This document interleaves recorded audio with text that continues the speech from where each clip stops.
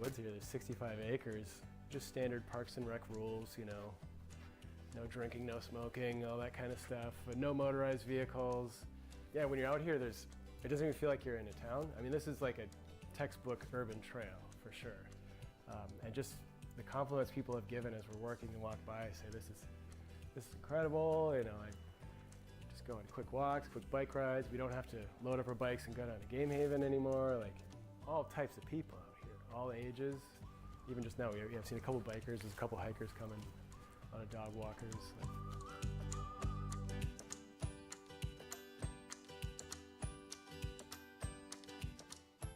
Massive thank yous to Parks and Rec staff for helping us develop the plan for this, the park board for approving it, everyone involved in RASC, whether it's the board members, the members themselves, donors. A lot of the people who volunteered to help build the trails, they're not even necessarily RASC members, they just came out because they wanted it.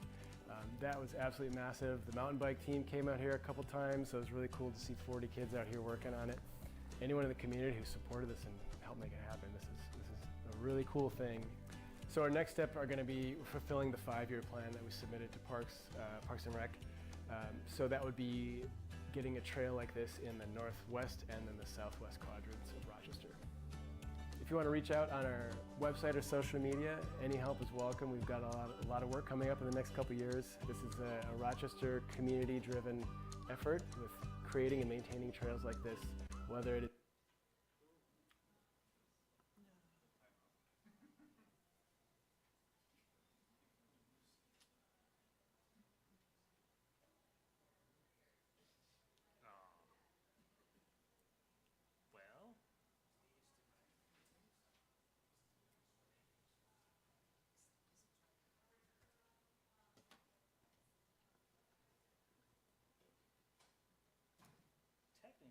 difficulties. Hold on a sec.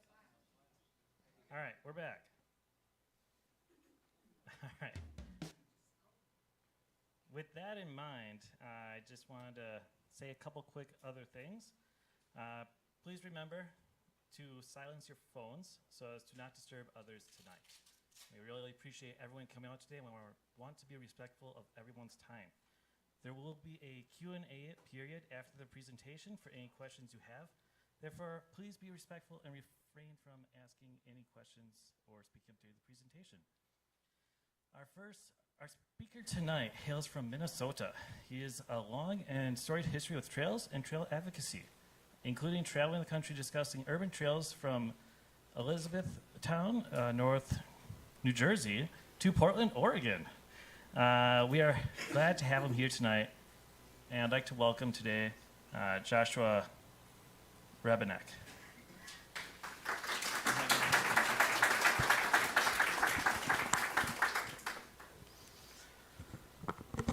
Hello. Before I start the clock here, the above QR code will take you to the PDF version of the bibliography used in this presentation. It will also be available via email upon request. I'll give everybody a moment to scan the code if desired.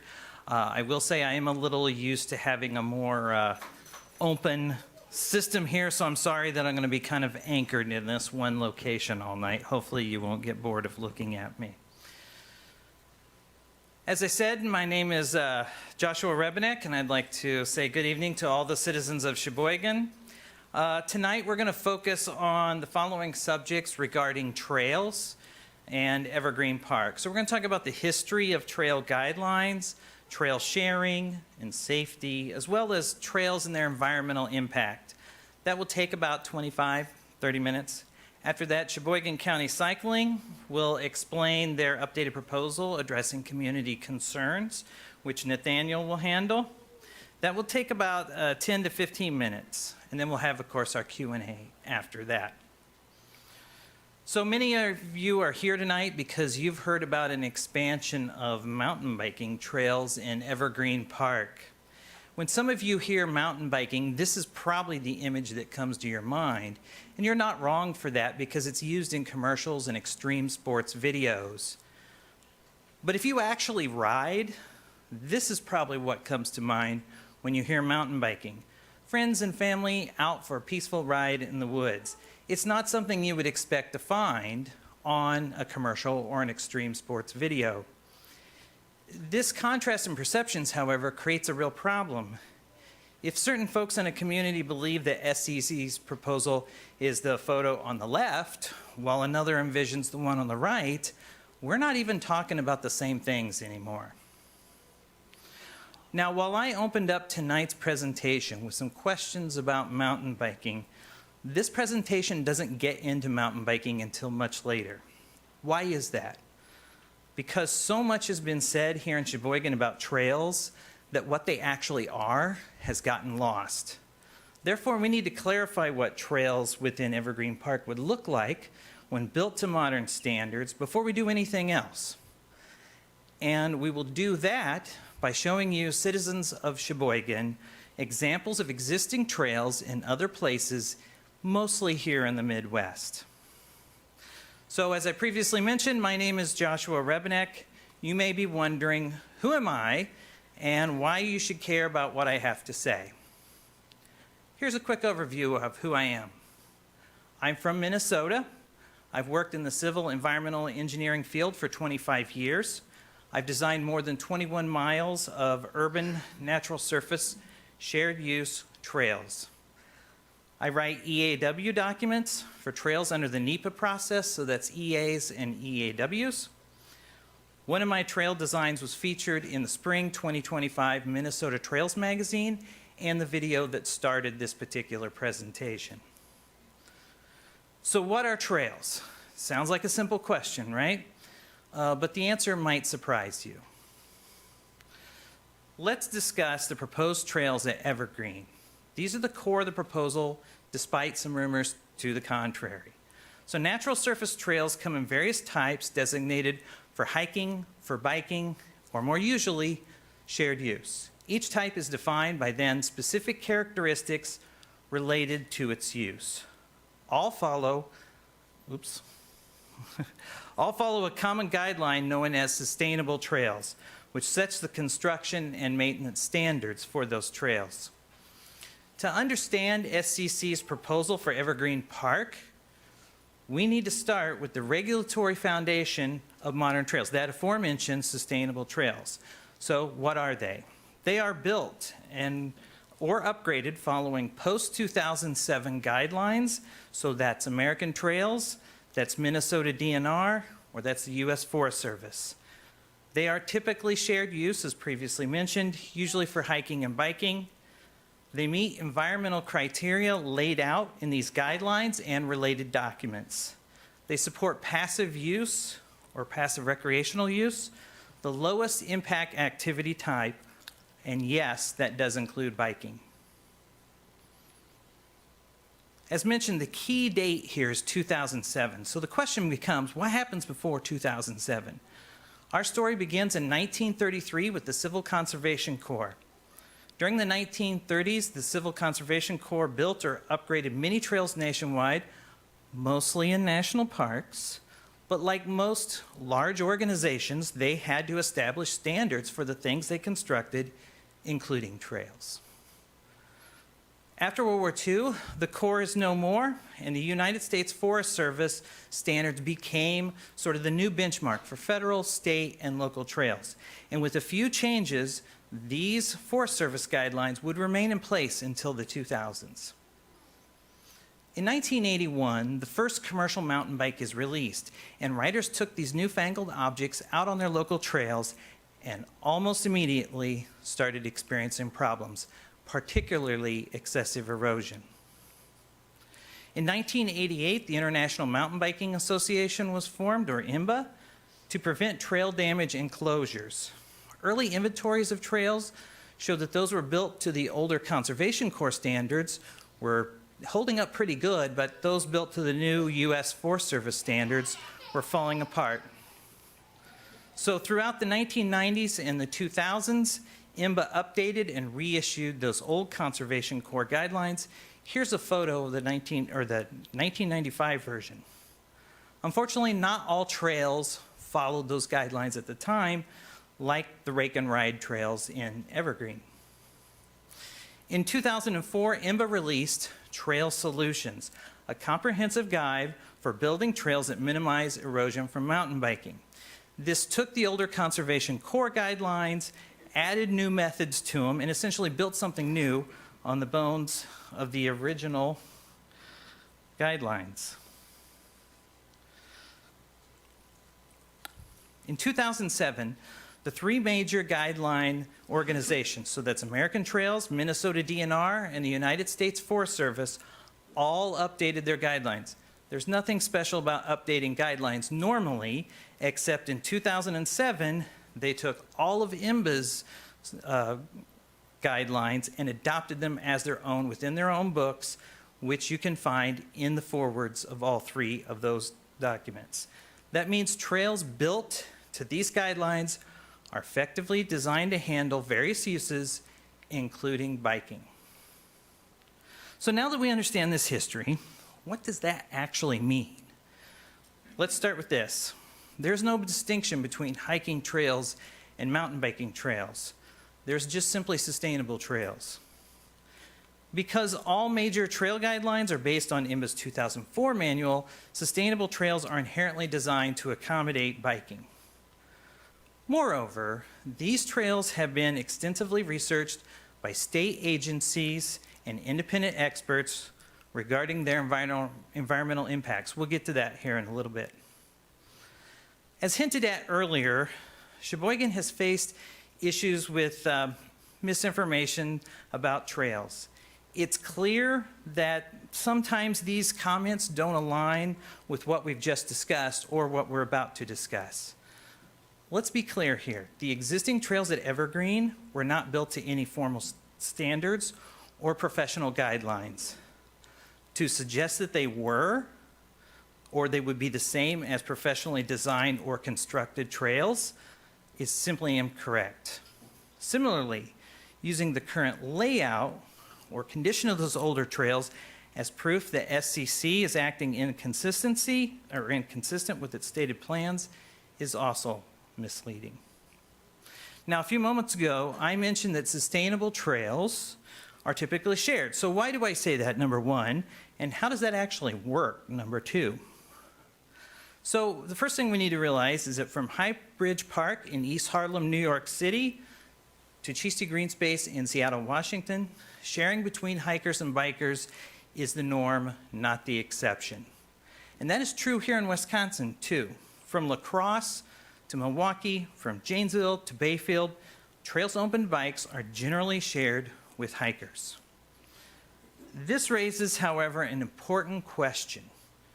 Why is sharing between hikers and bikers the norm? Well, as mentioned, the trail guidelines don't differentiate trail design by who uses them, and urban parks are often small, lacking space for separate trails for each group. So the most logical thing to do is to put the most amount of groups on the least amount of mileage. Additionally, bicyclists often have strong volunteer bases willing to do demanding work. Not just trail building, not just trail maintenance, but cleanup and environmental restoration. With thousands of miles of trails, of these urban trails across the U.S., it's important to note that trails used by hikers and bikers are very safe. For example, Minnesota, my home state, has over 700 miles of urban shared use single-track trails. Minnesota accounts for 14% of the nation's mileage of these type of trails, far more than any other state. And we have been using that type of trail since the early 2000s, nearly 25 years, and we've never had a hiker-biker collision. It's not just Minnesota. A Nexus Lexus search reported no collisions between hikers and bikers here in Wisconsin on single-track trails either. I want to highlight for a second how common trail sharing is in Minnesota. The photo on the left is from a Twin Cities running group, and the one on the right is from a walking meetup group. Both photos are on trails built and maintained by the Minnesota off-road cyclists. Therefore, groups beyond bikers benefit from these trails, and they share them without issue. Now, I'm not showing these photos to try to say Minnesota is better than Wisconsin. The point is, unless you're part of these clubs or you're on the trails constantly, you would never realize how much sharing actually takes place and then might wrongly assume it's unsafe. So why are shared trails safe? The simple answer is because professionals design and build them. American Trails has a great resource called the Shared Trail Hub that links to various documents on their site, both for wider paved trails and narrower natural surface trails. It's worth a look for everyone. There are also specific methods, like user management techniques, that help make trail sharing safe and enjoyable for everyone. So potential conflict points, including perceived safety, have been studied for decades. And to be clear, in these studies, conflict can mean just social tensions, or they can mean collisions. As many of these studies show, the perceptions of conflicts are far and above the actual level of conflict. Additionally, these same studies show that when people who believe in conflict get on the trails and interact with other user groups, their own perceptions of conflict are reduced. I want to revisit the current state of trail sharing in Wisconsin. It's working in other places right now. It's even working in Evergreen right now. While these trails fall far short of modern standards for density, layout, erosion control, and yes, safety, consider this: there are not collisions on the existing trails now, meaning they're already somewhat safe. Imagine how much safer they'll be with modern design, lower trail density, proactive management, and regular maintenance. Maybe you're less concerned about the sharing aspect of it and more concerned about the environmental aspect of it. Let's discuss that now. Before we get to the studies and what we know, we need to discuss one of the most important foundational aspects of trail design, and that is avoidance. So this layout, this sort of cartoon of a layout, is like what IMBA Trail Solutions would include in a concept map. And designers like me would use this as a starting point for responsible trail development. Let's pretend, or the first thing we'd look at is topography and soils. So let's pretend we have some issue out there. Whatever it is, it doesn't matter. We have an issue on the plan. What do? Well, the trail alignment would be adjusted to avoid that area using the best practices for that specific concern. What happens if we have some concern about vegetation? What steps do we take? The same ones we took before. We alter the trail to avoid that area. What about a concern about wildlife? Same thing as we did before. And just one more for emphasis. What happens if we find a historical site or something like that? We again alter the trail. That's why the final design often looks very different from the original concept. I put the original concept here in the dash gray. This refinement happens after the concept plan is approved, not before. As the saying goes, no plan survives contact, and in trail building, no concept alignment survives detailed design. There's been some claims here in Sheboygan that groups like Trail Solutions, local organizations like SCC, and designers like me don't care about the environmental impacts of the trails we advocate for. But often, people making those claims never seem to understand the concepts as foundational as avoidance. That alone says a lot about their understanding of what we do. And if you don't know how trail designers or advocates operate, it's pretty difficult to assess the quality or even the intent of our work. This is Patricia, and she regularly sleeps above a trail called Switchback in my local system. I see her and her kits adjacent to the trail sometimes. Yet these trails set within city limits and are a major biking destination. My ability to see Patricia here did not happen by accident. A lot of people did a lot of hard work to make sure my impact to her was as small as possible. So let's now begin reviewing the actual science of trail impacts, starting with soil and vegetation. We'll cover wildlife separately. It's not wrong to question erosion from mountain bikes. In fact, as we mentioned earlier, IMBA and today's trail guidelines exist because early mountain biking did cause real erosion problems. But that was 40 years ago, and the world has kind of moved on. Modern trail guidelines, as we've already discussed, were specifically developed around biking and later adopted for broader use and are designed to prevent erosion. And as we're about to see, the current best science we have is overwhelmingly coming to the same conclusion. Let's start with literature reviews, studies that aggregate and summarize existing research. These reviews consistently find no scientific basis for the claim that properly managed biking caused more harm to soil or vegetation than other trail-based recreation. And yes, proper management is the key caveat in that sentence. Sustainable trail guidelines focus on grade and tread stability, and for good reason. Multiple studies show that grade and tread stability, not user types, are the key factors in determining future erosion potential. Some have claimed that new or upgraded trails will overwhelm volunteers and the city staff with maintenance requirements. Let's be clear, when trails are built right, maintenance goes down, not up. My local club, the Cuyuna Lakes Mountain Bike Crew, maintains 70+ miles of purpose-built trail with just 175 volunteers. And our trails are hosting over 350,000 individual users a year. That wouldn't be possible unless these trails are low maintenance. What about root and tree damage from soil compression and erosion? While studies on root-specific impacts are still evolving, current studies, mostly from Europe, show no significant difference between bikers and hikers. In Minnesota, a now 4-year-long continuous study on trail impacts in Minnetonka found minimal effects on trees and the roots from both trail construction and then later trail use. What about invasive species? Research shows that humans and dogs are the main spreaders of invasive species in urban parks. Bicycles contribute less because they have metal and composite parts that limit seat attachment, leaving their wheels as the primary vector for invasive species.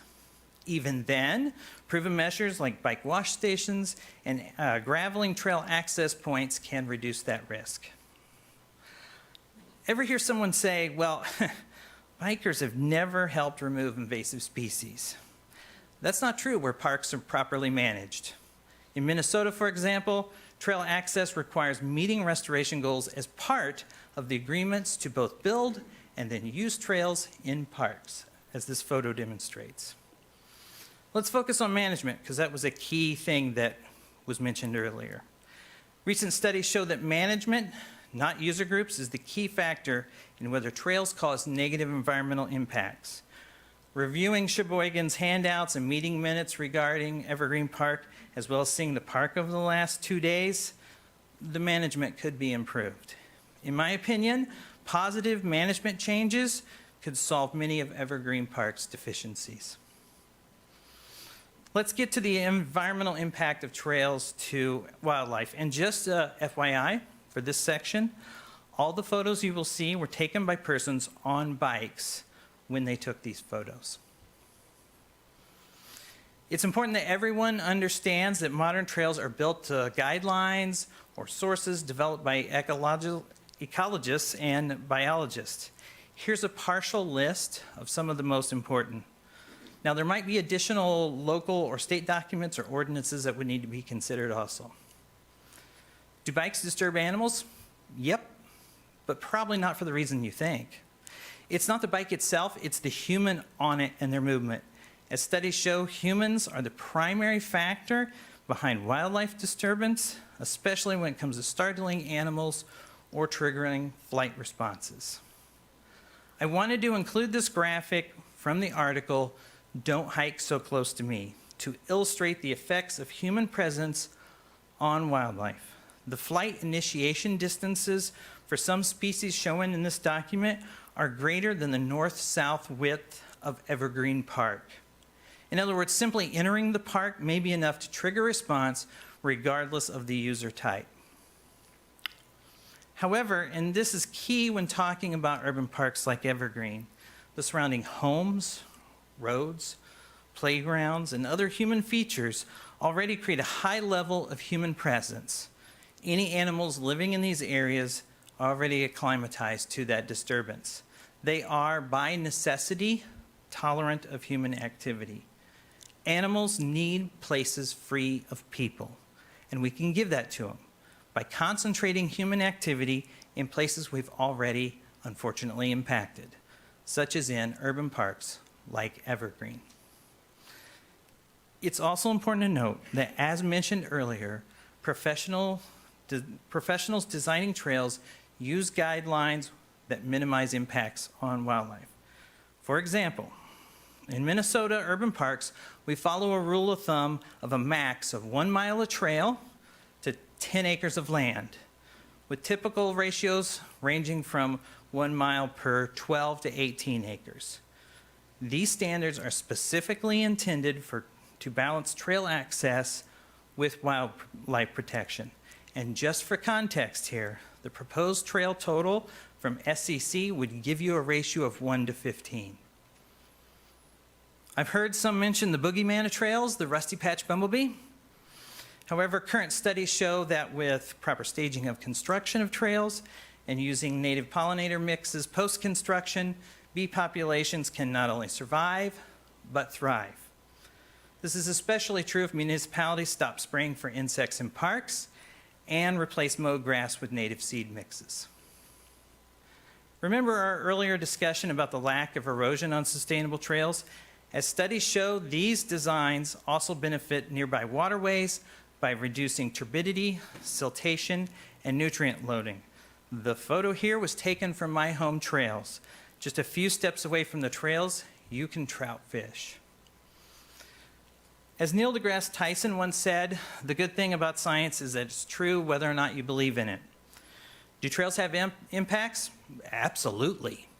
On soil, on flora, on fauna. But here's the thing. Hikers aren't ethereal forest fairies, and bikers aren't ravenous orcs. The truth is that we all have more impact than we would like to admit.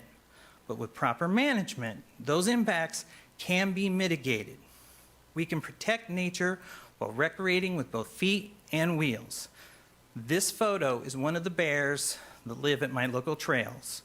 I hope 100 years from now, when I'm but a memory, his progeny are still there because the trail designers and builders of my generation did the right thing.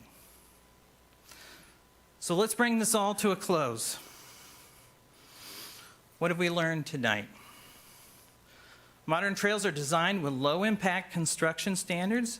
They are engineered systems shaped to preserve natural resources while providing access. Trail sharing isn't unusual, it's the norm. Most urban parks that allow mountain biking, their trails are designated shared use. We have scientific validation that these trail designs reduce erosion and environmental degradation. Impacts to flora and fauna do occur, but they're manageable and often preventable. With thoughtful layout, proper construction, proactive management, environmental impacts can be significantly reduced.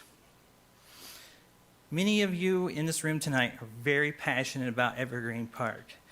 That much is obvious. Having visited the park, I can see why some are passionate about its current condition. It's unfortunate, though, that some have not had the experience with modern trails here in Sheboygan. Hopefully tonight we've added some helpful information to your passion. It's easy to think. I know my neighbors. I go to church with them. They bake me Christmas cookies. I trust them. But I don't know this guy from Minnesota. Why should I believe him? Fair point. I don't want you to believe me. Instead, look at the regulatory documents, the planning materials, the scientific papers in the bibliography, and the dozens of photos that you've just seen, and ask yourself, did my neighbors get this wrong? Did I get this wrong? Did we let our collective emotion get the best of us?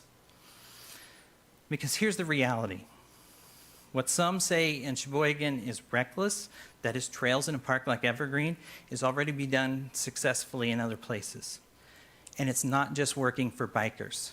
The process that you have to build to do trails right then gets applied to other uses. And you can restore parks, strengthen neighborhoods, and make better places for everyone, kids and adults, and yes, wildlife. It's not about me, it's not about SCC, it's not about IMBA. It's about that kid who will grow up with memories of watching owls, spotting deer, and biking through the trees.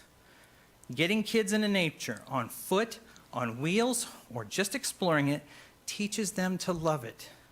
And kids who love nature grow up to protect it. And that's the reality about trails that matters. I'll now turn it over to Nathaniel.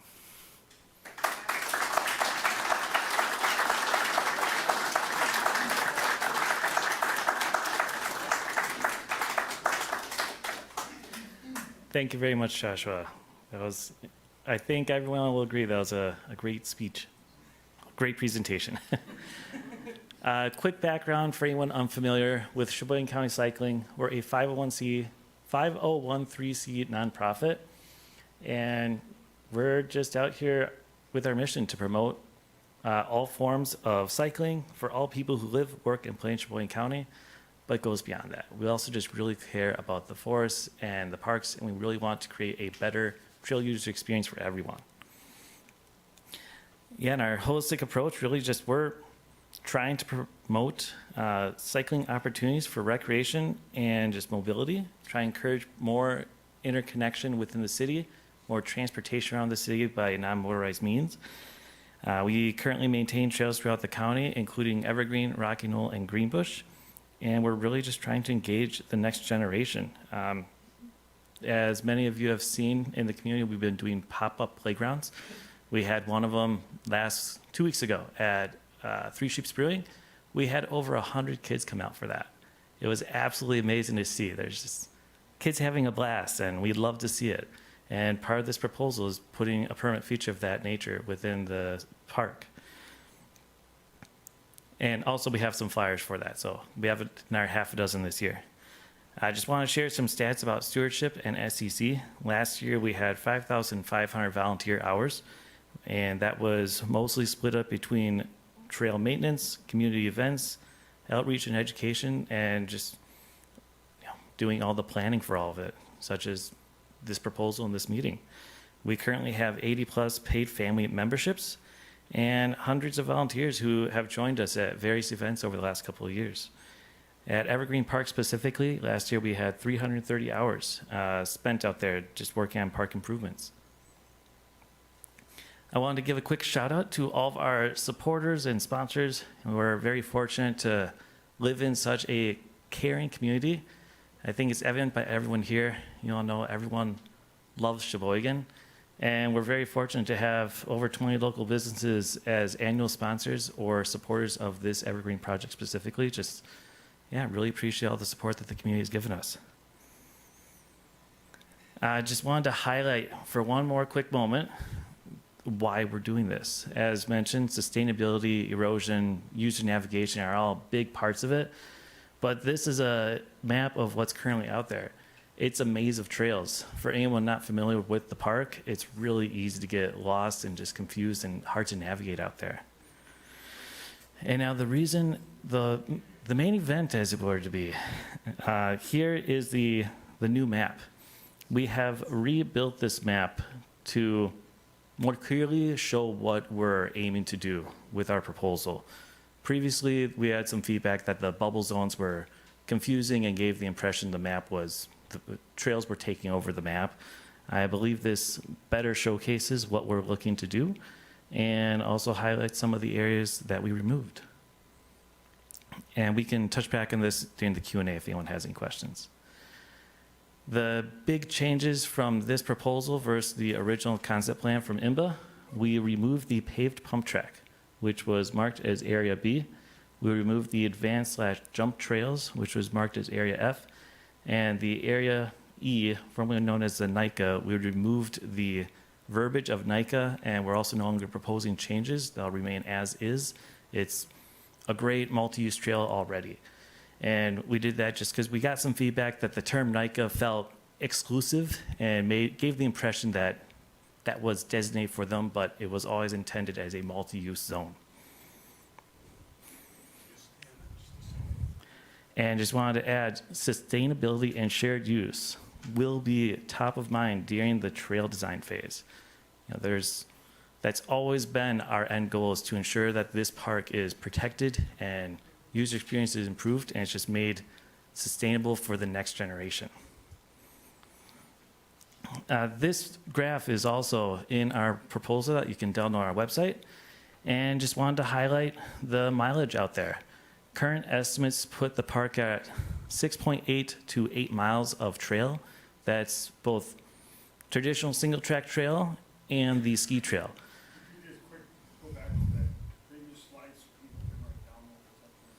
It's in the proposal that you guys can download off our website. The proposal would see a net reduction in trail. Current estimate from the proposal phase is 5.9 miles of total trail, including keeping the existing ski and multi-use trails out there. So that's everything. We have some supporting pictures and a little more detail in our proposal that you can download on our website. We'll also have them up on the PowerPoint in the next slide if we want to look into that in the Q&A. But just wanted to take a moment to thank everyone for coming out today. And we're really excited to just put forward what we believe the community really wants based on the feedback we received and just collaborations with the city. And we're just really excited to give the community what we and the community, the feedback from the community says they really want the park to be. So thank you all, and we'll start doing a lineup for Q&A.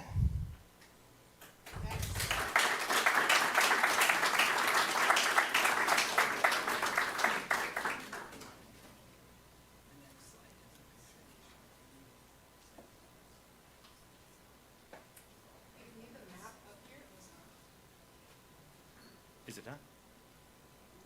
Not. We can leave the map up here for folks who haven't had a chance to look at the updated proposal. We have specific slides on each of these areas if folks want detail on what each color area means. But if anyone would like to ask questions, you're welcome to line up. We can give you the mic. We'd ask you to keep it to maybe 20 seconds or so, just your question or your comment. So is anyone interested? Do we have volunteers? Come on up.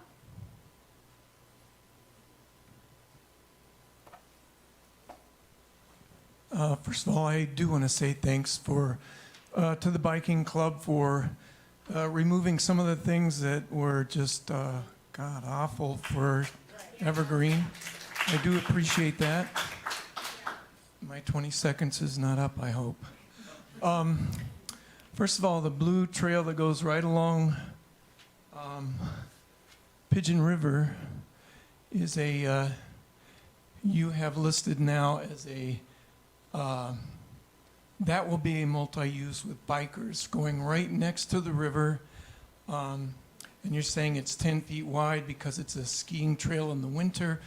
I think there's absolutely no way a biking trail ought to be right along the river, number one. So look at that in your final plan. Number two, the G2 hiking preferred trail right down here that's dark brown, meanders with and crosses several times the multi-use trail where bikers are going to be going. So I can't imagine bikers are going to be coming along that and avoid a hike-only trail when it's just intermingled with everything else there. That's very crowded. Number three, the new perimeter. We are going to have to cut you off to, that's really 3 questions. All right. Okay, one more. The new, well, gosh, I had about 3 things. I mean, you wanted I us to understand. look. I haven't had a chance to respond. You've been going for about 2 minutes. Yeah. Okay. We can cycle back through it to you, though, please. How about I answer your comments about well, not those? yet. Then let me just get to one last. The G1 and G2, the G1 trails, that whole mix down in there is called a multi-use trail. You're estimating that it's 12 inches to 3 feet. Nobody can pass anybody on a 12-inch or a 3-foot trail, so, you know, the safety concerns. And what I'm concerned is that what will really happen is bikers will end up taking over. Hikers will give up because it'll be too stressful to be constantly stepping off the trail, having somebody whip by you at speeds. I understand your guess I'm concern. through. Just wanted to mention on the ski hike trail, that is an existing trail. We're not proposing any changes to that. That is certainly something that could be discussed in the future with the city on what makes the most sense there. But that's an existing trail. We saw no need to alter that. Yeah, I already forgot your second question, but He was, your third. mentioning the G1 and G2 area. Well, I think, first of all, I'll point out that it's wide just so people can see it.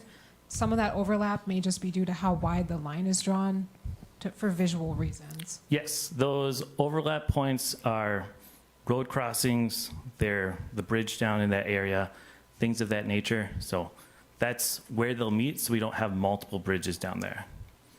Also, signage is possible to indicate people to slow down and be aware of where the trail crosses.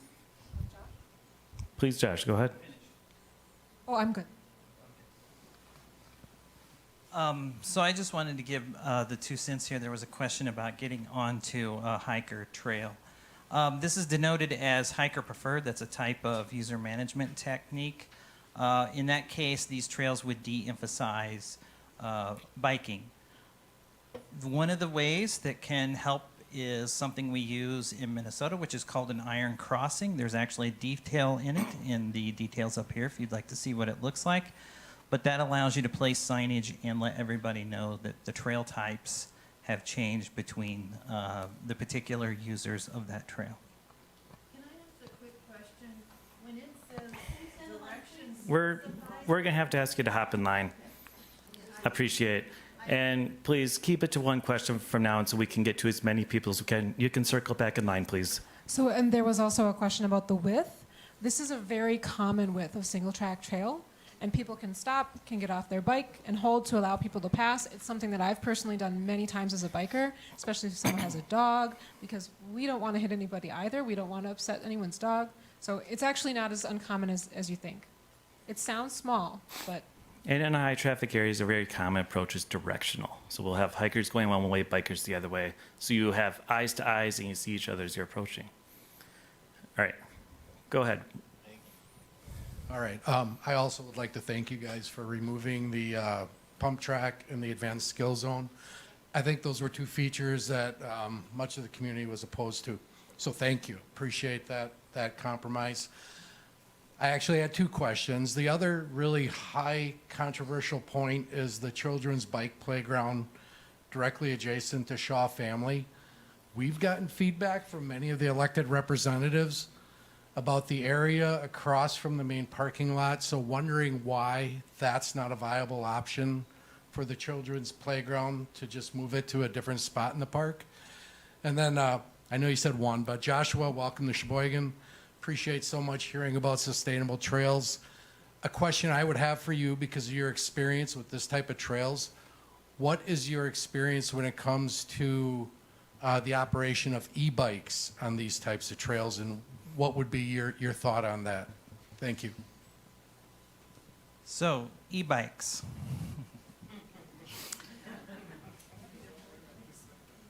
I'm putting in trying to put this in the fewest words possible. When e-bikes came out, I wanted to burn them all with fire. I have since come around to see that they are not an issue.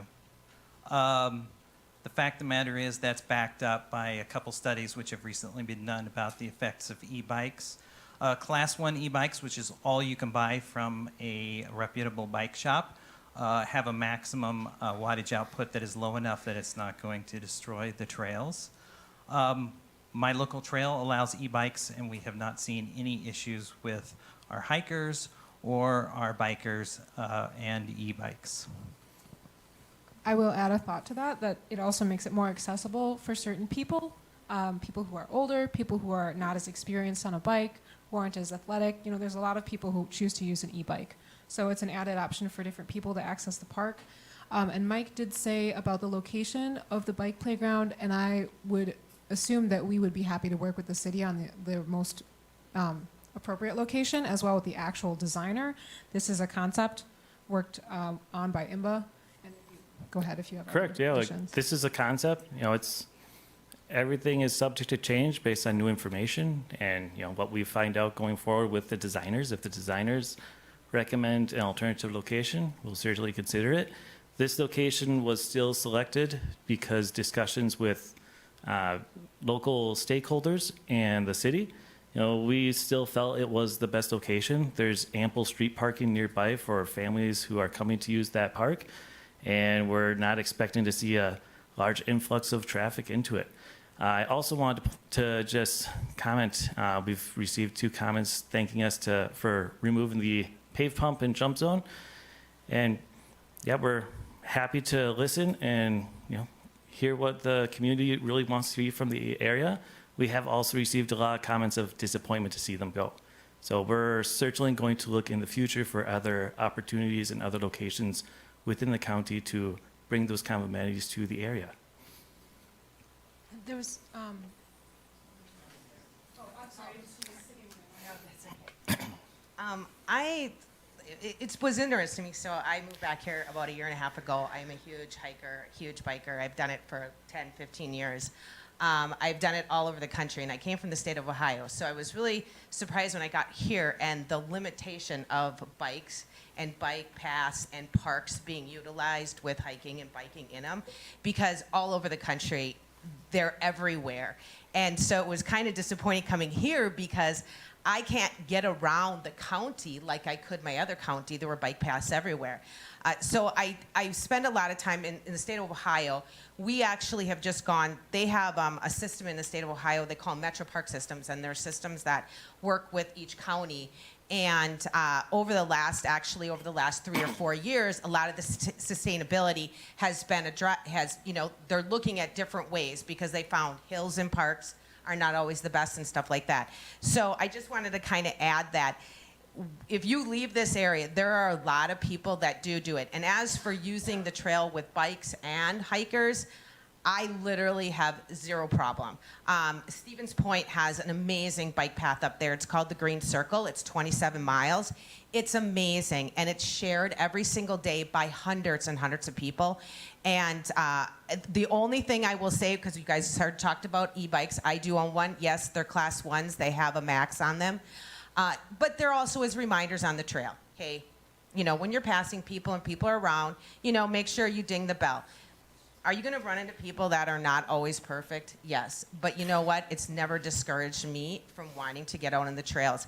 And I will agree with him when he talks about the sooner we can get kids out there and enjoying these and making these good experiences, I think it just benefits the community. So I love to see that Evergreen is looking at, because I grew up here in the 80s. I know what we did out at Evergreen. So I'm going to say, to see any type of improvement come into Evergreen is great, because we did not use it for that reason at all. So that's all I wanted to say. But thanks to everyone, and I hope that other people start to see the positive in the park. thank you for sharing. I do have one quick comment on that. Signage and education will be a key part. It's how all multi-user trail systems work, all shared use trail systems. You have signage and education to ensure that people know how to interact with other trail users. Hi, I have 2 thank yous. Definitely thank you for removing the pump track. I appreciate that, as well as that jump and advance feature zone. Those were some very conflicting things that a lot of the public didn't like to see. Oh, that the hiking community did not really like to see, especially that close to the residential neighborhood. Joshua, I want to thank you for coming to town. I appreciate that.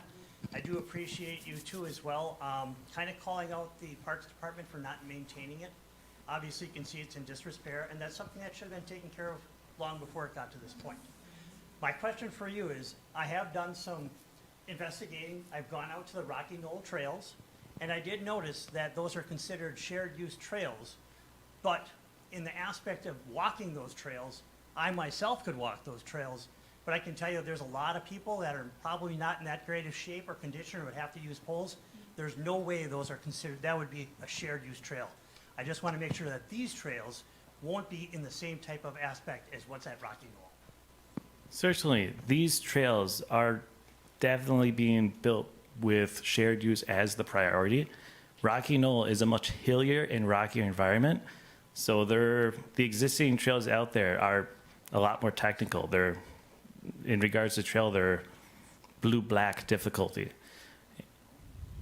Well, and with that in mind, not every trail is accessible to everyone. Shared use doesn't necessarily dictate the difficulty level, but something that we added that we think is really awesome is the perimeter trail, so that folks who want to go out for a walk, who may need some kind of adaptive wheelchair, they have an option besides the road, so they can walk amongst the trees and vegetation and have an opportunity to explore more of the park than they currently have.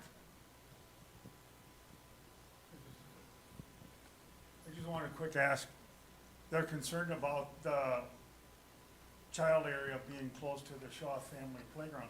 Isn't that where you're already doing your pop-up? Yes, ones? yes it is, yep. Have you had any problems with traffic and congestion and stuff? Why would it not work out to have the permanent one there? Agreed, we've had it there, and I know on really popular days, the parking lot at Shaw does fill up, and there ends up being a fair bit of street parking, but it's public streets and street parking's allowed. To my knowledge, the city hasn't seen it as a big enough issue to want to remove more forests and put in more parking lot. So it's been working out pretty well. Go ahead, Steve.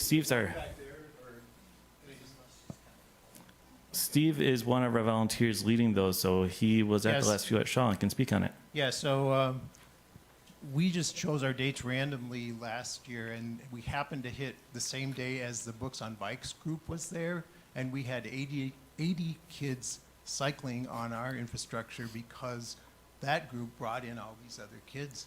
A lot of them came on their bikes, so the parking wasn't even an issue with 80 kids on the event.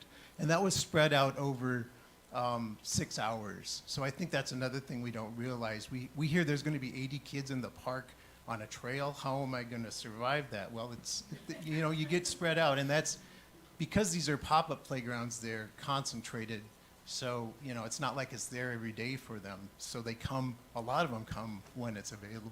When we make it, hopefully, when this gets approved, we'll make it permanent, and then that usage can spread out.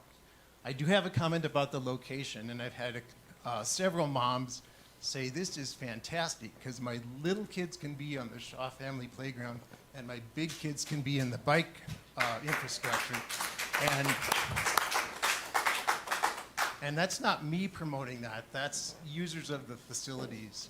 And I think it does. It just makes a lot of sense to have it as close as possible. Of course, we know that area floods sometimes because we've had to accommodate that when we set up. So that'll all be in the design, when the experts look at the site and figure out how to make it sustainable. But yeah, so those are my comments. Thanks. Thank you, Steve. And yeah, the biking in is very, very relevant with this park. The reason why Evergreen Park is so amazing is it's very accessible. As many of you know, many of you live near the park. People can bike in, hike in, run in very easily.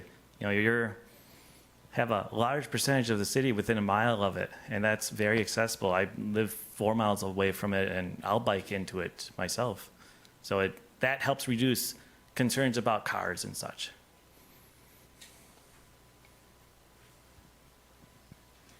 I just want to say a comment about e-bikes, because I'm an e-bike rider. I think the over 60 crowd is the e-bike rider. We're not going 50 miles an hour on e-bikes. I think I top at 10 miles an hour. So I know I've heard a lot of concern that those should be eliminated from the park. And some of us do the road in the park. So I certainly would hope we don't make changes to allowing e-bikes in the park or the use of the park, because it is probably for the over 60 groups. You don't see a lot of teenagers on e-bikes. It is those of us that could use a little bump up a hill, and you know, some of the roads there that we could use a little assistance with. And I'm also an avid walker of the park, which also leads into the Maywood, which is a walking only park. Another significant amount of land. So at any point in time, if I'm with someone that is concerned about in any way having an issue because there's a bike event going on, I always suggest let's just stick with the Maywood area that's strictly walking only. And another very large area in addition to the quarry area, which is another walking only area. So just wanted to address those few items. Anyone else? So now you're saying that quarry is only biking? No. I meant only walking, but I see your groups going through there all the time on bikes. No, it's That not. was- I think that was maybe Ms. Bilkin. Spoke there. Quarry is It's shared use. biking, hiking, disc golf, and swimming, if you want to go jump in the pond.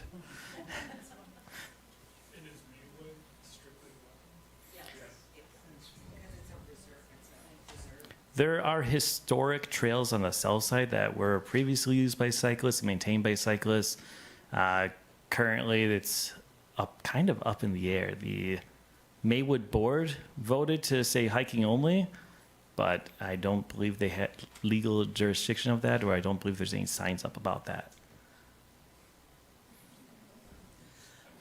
My question has to do with when this is all done, I'm concerned about the concepts that were prioritized in Josh's speech, which was planned management and maintenance. So if the Department of Public Works only has 4 people, you know, he's concerned about himself and his employees and where they have to work throughout the city. So my question is, where is the maintenance of this wonderful idea going to come from? Is it going to be primarily volunteers? Is the Common Council going to, when they support this, if they support it, are they going to put some money behind it? Are they going to increase or attempt to increase in the budget the amount of money for parks? I'd like to know what you foresee in terms of the future when this is completed and how the city itself is going to buy in. Certainly a great question, and I'm sure Joe could speak from the city perspective. In regards to current maintenance, currently it is volunteers. Judd here leads our committee that organizes trail work days and cleanup out there. We are the formal adoptive park of Evergreen Park, so we're out there trying to just improve the park bit by bit for the community. And volunteers are relied on for trails across the nation. You know, as Joshua may have a comment to elaborate, but as he pointed out, his local trail system is pretty much volunteer. Yeah, so let me talk. I can't speak to Evergreen. I can't speak to individual things here in Wisconsin because this isn't my world. Minnesota is. But I will kind of give you the overview. All Minnesota trails are maintained 100% by volunteers, and they have been since the late 90s. As to how that is done, I'll just give you kind of the 10,000-foot view. There's an MOU that is between the city and a club that contains all the information for that. That then usually has some sort of process within the city to maintain that relationship in a positive way. That is some sort of method at the end of the year or whatever it is in order to say, yep, they did a good job, we can keep doing this. I want to give an example. I know it's not a one-to-one example here, but I want to give this example. The city of Duluth has 103 miles of these kinds of trails in town. They are maintained by COGS, which is a club up there, 100% by volunteer laborers. Now, the city of Duluth has decided that they want to be the one who controls the signage and also pay 100% of the insurance. If you look up the Duluth Traverse Plan of 2018, plus minus a year on that one, it actually lists the total cost to the city for those trails as $500 a year per mile. Again, the city is taking care of the signage and the insurance on those trails. So it's not one-to-one. I can't apply it here perfectly, but I just want to give a monetary amount so that everyone is kind of understanding it. And I want to go back to one of your points in your presentation too, that a well-constructed sustainable trail actually has less time and money needed for maintenance, which I think is different from what we see in Evergreen right now. We're so busy putting out fires, just trying to replace dirt in places it's running off of that it shouldn't be. So that's something to keep in mind. And I will also point out Heritage Trails, which is down in Slinger. Granted, that is more mountain bike focused. It's extreme jumps and stuff, not what we're proposing here. They have a memorandum of understanding with, is it with West Bend or with Slinger? Regardless, with the town or the county down there. So it's already happened in Wisconsin. We've got something to look at, something to grow off of for our own arrangements here. And there's talk of establishing an endowment, perhaps, with some of our funding, just to ensure more financial maintenance in the long run. My question is, I've experienced bike races in Evergreen Park in the past, and on those weekends, they're not shared trails because the bikes are going really fast. How many bike races will you plan on hosting over a year?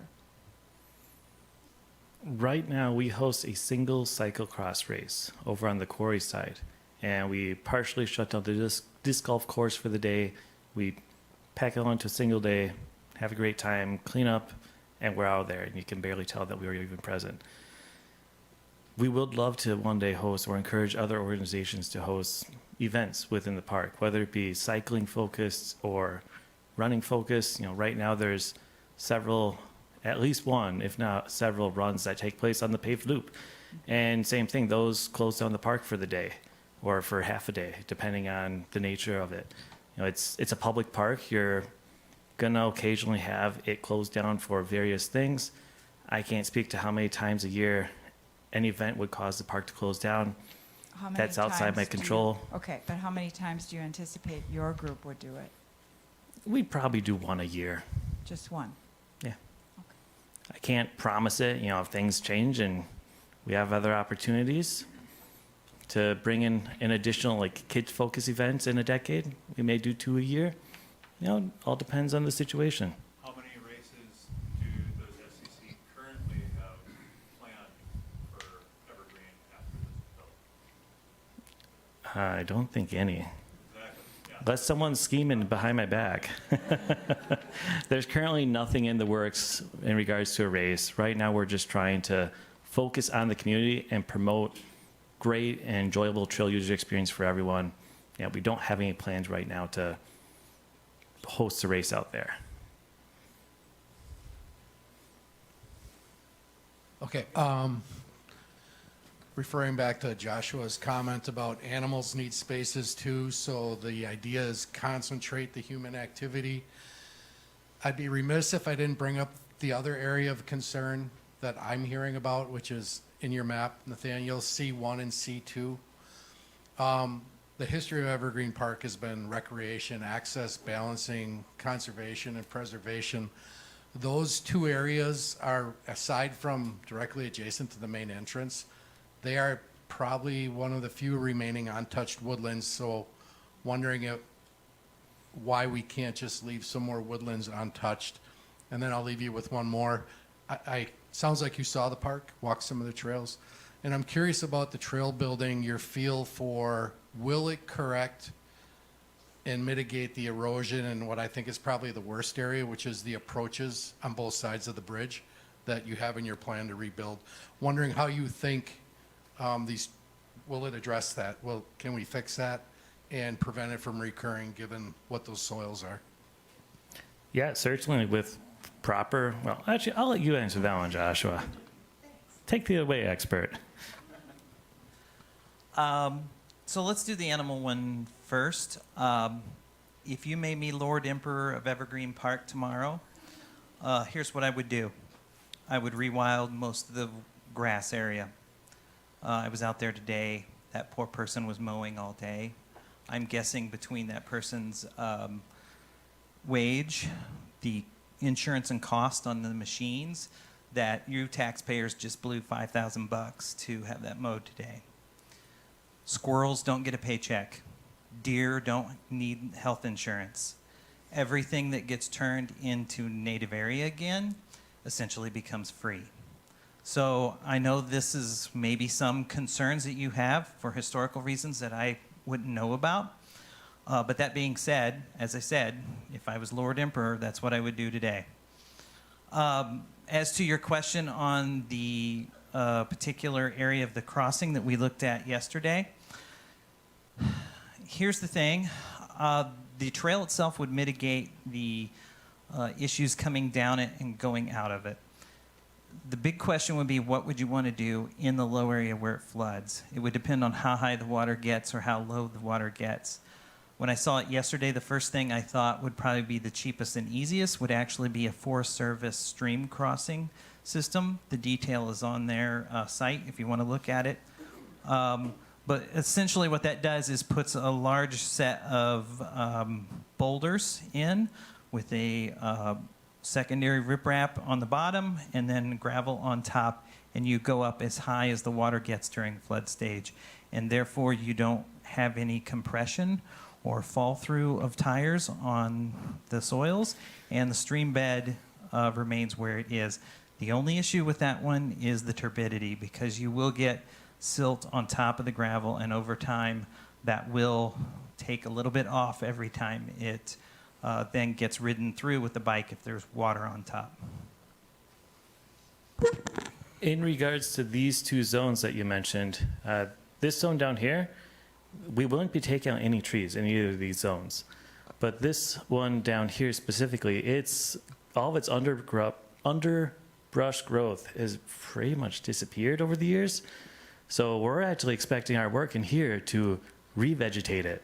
We'll go in and clear away a lot of the deadfall and and help revegetate that area as part of our process of building a trail there.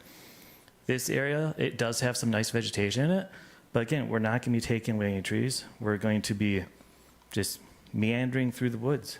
So I strongly believe they'll be, still protecting the forest.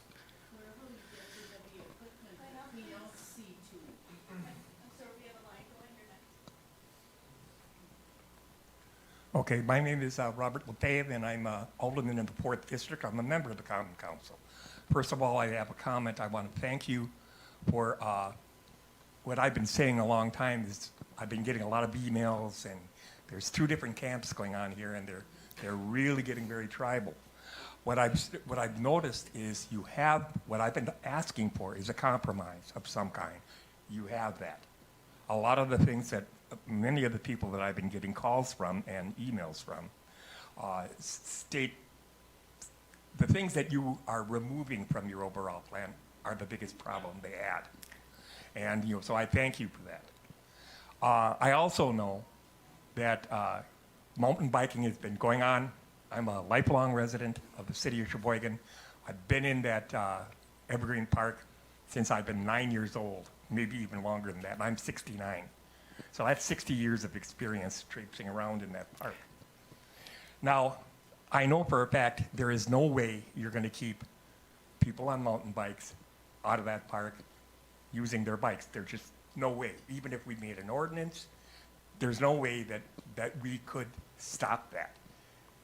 So what you need is you need a dedicated trail that is properly maintained, properly built, with the proper drainage and the proper sustainability. It can hold up to the traffic and all of these things. I trust my friend over here that came in and gave our discussion that they can, in fact, do that. So, that's my comment on that. But the question I have is also, as a young high schooler, I ran cross-country meets, cross-country in Evergreen Park. Have you touched or made any reach out to any of the high schools, and we got plenty around here, that have cross-country teams, to use that and make it a facility for them?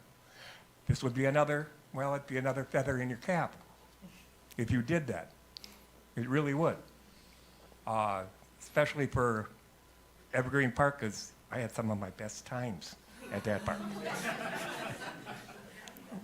So I just wanted to thank you, and you gave me a lot. I'm going to have to be voting on this sometime along the way, and you gave me a lot to think about. Appreciate it. Wait, I have a question for you. Did you build the teepees out there? No. But I spent a lot of time at Rich's Gulch, and I bet you I got $5 worth of change in there. Appreciate it. And I appreciate the recommendation. We have been talking with some representatives from the schools, but more focused on the younger side. So we'll definitely need to reach out about the track because, yeah, it's a great idea. Cross country. It's a great idea, a great collaboration opportunity. Yeah, and I think the green perimeter, in addition to the ski trails and that brown hiking preferred trail, is a great opportunity for them to run on it. And going back to events before, possibly trail runners might like this more, and they could do a fundraising instead of like a 5K around the road or whatever they currently host. And just a thought with the green sea skill areas, again, with design, they may find a more appropriate place. And it's not something that we're tied to, it's just a suggestion that came, so. I had a question, please, regarding the shared use trails. So we saw a lot of photos of just traditional trails like we have in Evergreen Park now being shared between mountain bikers and hikers. But what we didn't see a lot of is the skill area and the flow trails. So just curious how exactly that would work, especially the flow trails where my understanding of them is that they're built to build up speed for bikers. So how would the safety of hikers and bikers be considered during those builds? Yeah, that's something that will be addressed more during the design phase. Most likely, they will be one directional bike, one directional hike, and we'll just continue collaborating with the city and with designers to ensure that we're creating enjoyable experience and prioritizing, user safety. I'm just going to do a quick follow-up and go ahead. So I've been up to Marquette on some of their mountain biking trails in the UP. They have some serious elevation and features, and those are still shared use. So there's kids, there's dogs, there's people that we just have to be aware of as bikers. And I've had to stop what I'm doing. I had to get off a bike. They also know to move out of the way. So it's out there and it's happening on much more intense trails than were planned for here. We also have planned to put out a one-pager on features, which is what would go in the skills area. Just a lot of people haven't seen what these look like for people to ride their bikes on. And just to give people a better understanding of what that looks like. And it may not even be something you would notice when you're walking by, because it can be made of rocks. And if you don't ride a bike, you may not realize that that's what it's intended for. So I did just notice the time. I see some people heading out. We can continue taking questions for our 5 minutes or so. But just want to say thank you, everyone, for coming. We really appreciate you coming out, learning about this. There's various bits of information up here. There's some handouts that you can take with you as well. So thank you again, but we'll keep going with questions and just go ahead. Okay, my question is what you were just talking about. That's been one of my problems at all the meetings I have attended regarding this plan is you guys always avoid talking in detail about what each of these trails is actually going to look like, nor is there anything on your website. You have shown some pictures, and I've looked at some other websites just to see what some of these things look like. So in particular, could you describe in a little more detail exactly what the flow trails area would look like, what the skill zones areas would be like, and really how conducive would they be for hikers? I mean, are those going to be realistically bike exclusive zones? I do have some pictures, but if you want to say something first, you look like you want to. Yeah, so first of all, the reason you don't see detailed layouts is quite simple, because that what comes with the final design. That this is a concept. As to your further question of what they tend to look like, flow trails. So I want to be clear here. Flow trails, if you type it into Google, can give you everything from what you would have in a small park like this, all the way up to something that's going to be in an alpine lift service park where you're dropping 5,000 feet in one run. These types of flow trails are typically a curvier trail, hence the name, and they usually have some sort of canting on the corners and some sort of surface change within them. This is actually an excellent example here on the right. So that is one that, as you can tell, has a nice smooth surface. It has a flow change or a surface change there, as well as room on the inside to allow a person past that particular change in its surface. This is directly from the proposal, but we, if you write your email down and anyone else on our sign-in sheet, we can make sure you get a copy of the PDF that shows more pictures, because pictures are worth 1,000 words. Like, you're absolutely right. It's on our webpage, on the Evergreen page, as well as on the proposal. So it's in both locations. Yeah, no worries. And then here on the right is an example of some features up in Cable, Wisconsin, I believe. And it just shows that, again, you have a small, metal, approachable feature, and then parallel to it, you have an option to walk around it. And again, this would be better defined in the design process. This is just an example of one. And not all features will be wooden. Some will just be going over a rock garden, for instance, or just a singular rock. You know, just a lot of ways that features exist, but they'll all be, a lot of them will be natural material. Any other questions? Yeah, I guess my question is, I mean, it's great that you guys did this or got rid of a lot of the stuff, but anybody that's walked through Evergreen, what's 5 years, 10 years down the road? What if you guys lose your enthusiasm, just like the last group lost their enthusiasm, and all the remnants are there? Do you guys have a contingency to clean it up if once you lose interest, if you lose interest, which is a possibility, because history has shown that you walk through there, you can see, oh, they were into it. It all went to disrepair because everybody lost interest. What do you, how much structures are you guys building up? And do you have plans to, when you lose interest, who's going to clean up all the mess of man-made structures? Yeah, it's a very valid question. It's the nature of thing. People do move on in life at times. What we're doing as an organization is we're really building the organization. We're only 3 or 4 years old now, but we have subcommittees, and we have a full board of 10 individuals. So, it's how any nonprofit works. They continue to grow, continue to bring in new volunteers, and eventually people do funnel out and new people come in and fill those positions. We have a lot of really great nonprofits in Sheboygan that, we have like the Children's Museum in town, and we got Nourish over in Sheboygan Falls, and just countless others that I could go on for days about. But all of them started out very small, and they grew to a point now where a lot of them have paid staff, and they're just growing and sustaining and just really giving a good impact on the community.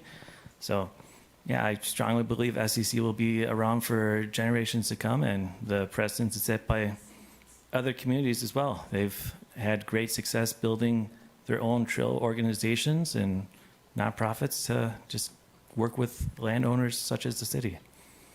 And I will say the trails, so many of them were not built to a standard, if any of them.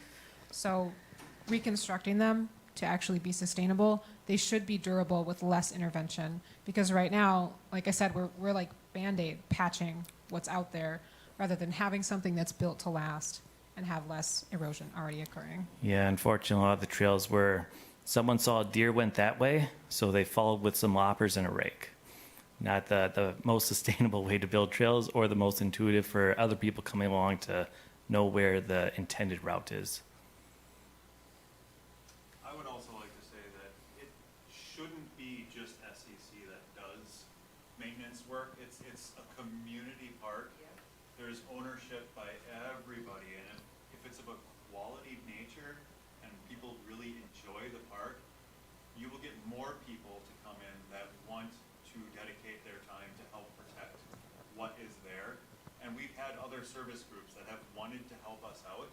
If we had a large project and we had all the materials we needed and we needed to deploy, there are other groups, just like United Way, that will send in people that are looking for volunteer projects to come in and help with it. So it wouldn't necessarily be just SEC and us maintaining it from here till perpetuity. And hopefully sending out some images more of what we're planning to construct will help people understand it may not require as much maintenance as it sounds when you say this skill area. Well, if it's a rock, I mean, not a lot's going to happen to the rock. Would you hand this? I just wanted to say that I've grown up in Wisconsin for my whole life, moved to Sheboygan 3 years ago. I'm a big biker. I'm going to be 30 in July. I have a lot of years to give to the cycling community, and working out in Evergreen Park and being part of a nonprofit in your community feels really good when you're out there. So I'm just not going to lose interest in 2 years and let things fall into disrepair, because I want to be part of SEC for a while and give back to the community in that way.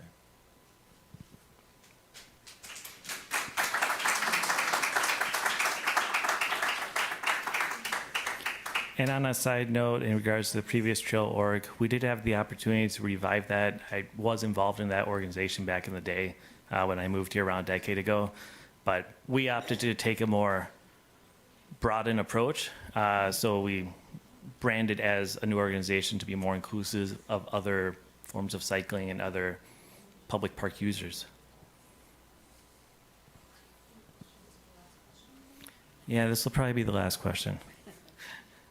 Section C2, that's by the Shaw Park, and I'd like to see that section shared with people, more like with picnic tables and maybe some grills, because people go to the Shaw Park and they want to take their kids into the park, but they hesitate because of the condition of that area. It's never been fixed since 2022, and it is a disaster. And then the yellow area, the existing yes. You're not going to do anything with that area, is that correct? It's just going to be left as is? Correct. Probably Okay. some improved wayfinding just to align with what we're proposing with the rest of the park, but Okay. that'd be it then. So this is for Joe. When will the city stick some money into the park to reforest it, clean it up, get rid of all the dead trees, the invasive species that are they get trapped in there with the sun because of the canopy has been gone now? So I was just wondering, when is the city going to fund something to clean that up? I don't have an answer for you. I didn't think so. So we can fund all of this or create this, but you're not going to reforest. But they will be taking grant money funded for the trails. There will be grant money. Oh, exactly. But why isn't anybody thinking about reforesting and managing the invasive species in there? I believe walk Judd in there has a every day, great it's answer a for this mess. one. Judd, if you grab that mic so we get it on recording. As far as reforesting, that is something that should be done after proper trail alignments take place. So you know the right places to put trees and the right places to not put trees. You wouldn't want to plant a tree and then have to put a trail around it, where if you put the trail in, you can vegetate where it belongs. As far as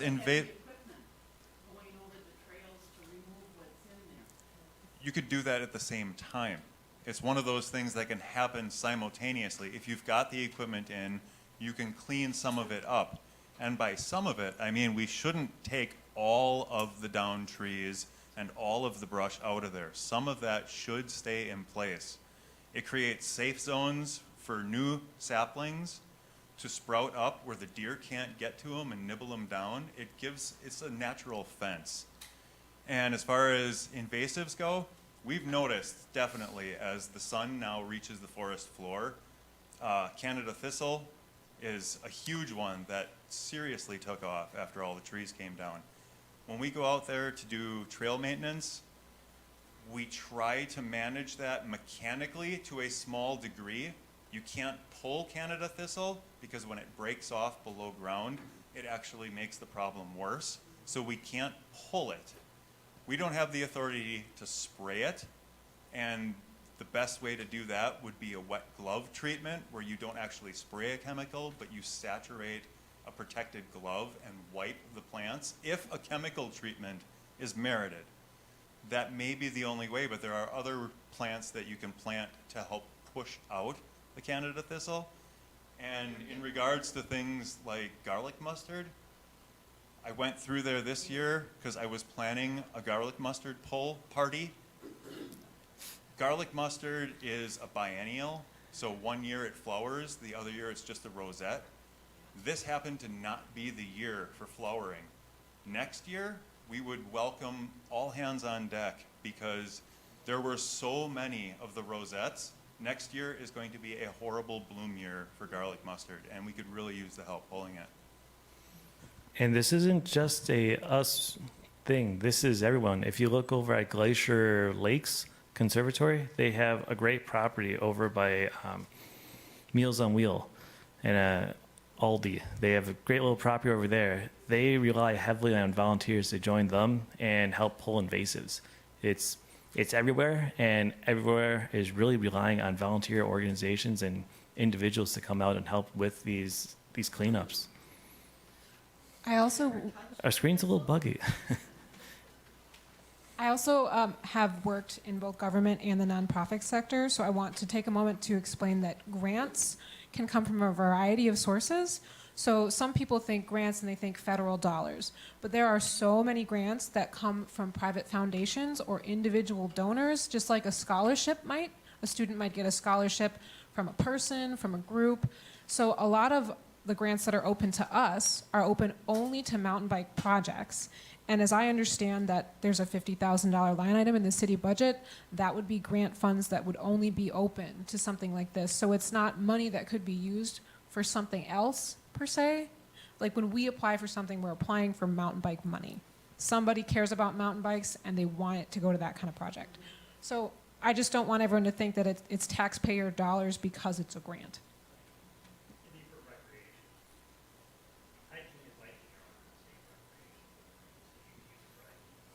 Maybe for a certain kind of federal or state grant that you're thinking of, but there's a lot of different kinds of grants out there. It depends on which one. And as pointed out, the line item on the city outdoor recreation, it's just a placeholder. They need something on there so they could go apply for grants. And yeah, they just love to help us go after some of those grants that we may not be able to go after ourselves. Some of them are limited to municipalities to give back to outdoor recreation. All right, well, just want to thank everyone once again. We really appreciate you all coming, and we're really excited to see this come to fruition.